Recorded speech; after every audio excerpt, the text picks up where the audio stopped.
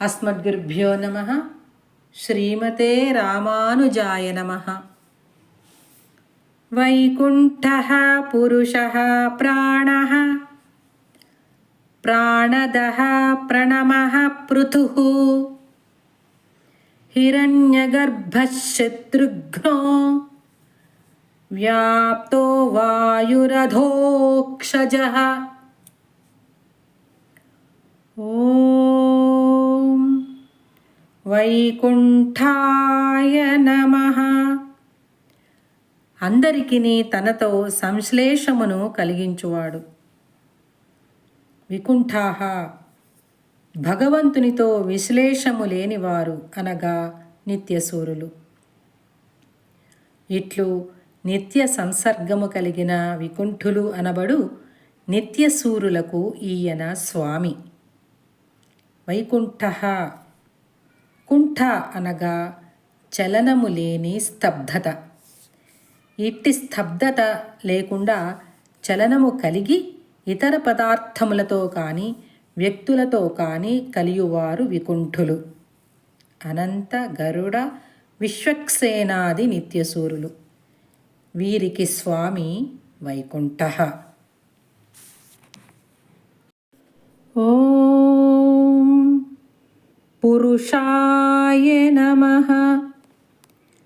ఈ సమస్త ప్రపంచమున కంటే పూర్వుడు మరియు మానవులను అధికముగా దహింపజేయువాడు కనుక పురుషః అనబడుచున్నాడు. ఓం ప్రాణాయ నమః. అందరినీ జీవింపచేయువాడు. ఓం ప్రాణదాయ నమః. జీవన హేతువులుగా చెప్పబడు పంచ ప్రాణములను ఇచ్చువాడు. ఓం ప్రణమాయ నమః. తన గుణముల చేత సకల చరాచరములను లొంగదీసుకొనువాడు.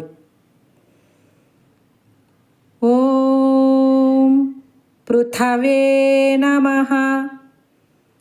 కీర్తి చేత కూడా లోకమున విస్తరించియున్నాడు. ఓం హిరణ్యగర్భాయ నమః. హితము రమణీయము అయిన దానిని హిరణ్యము అందురు. ఆ హిరణ్యము వలె భక్తుల హృదయము కూడా సాదృశ్యమును బట్టి హిరణ్యము అనబడును. గర్భము అనగా లోపలి భాగము. ఉపాసకుల హృదయము అనబడు ఆ హిరణ్యము లోపల వారిని అనుగ్రహించుటకై స్థానమును ఏర్పరచుకొనియుండువాడు శ్రీమన్నారాయణుడు. ఓం శత్రుఘ్నాయ నమః. ఇంద్రియములు ఉపాసకులకు శత్రువుల వంటివి. అవి మనస్సును లాగికొని పోవును. ఆ శత్రువులను వివేకము అను బాణములతో శ్రీరాముడు మర్దించి వాటిని భక్తులకు వశపరుచువాడు కనుక శత్రుఘ్నః.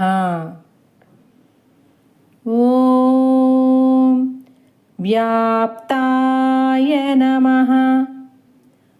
అమాయకులు, వృద్ధులు, యజమానులు, భృత్యులు, శత్రువులు, మిత్రులు మొదలగు అందరి విషయమున సమానముగా వాత్సల్యమును చూపి వర్తించువాడు.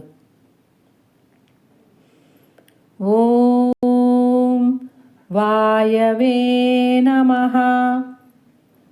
తానే స్వయముగా ఆయా భక్తులుండు ప్రదేశమునకు వెళ్ళి అనుగ్రహించువాడు.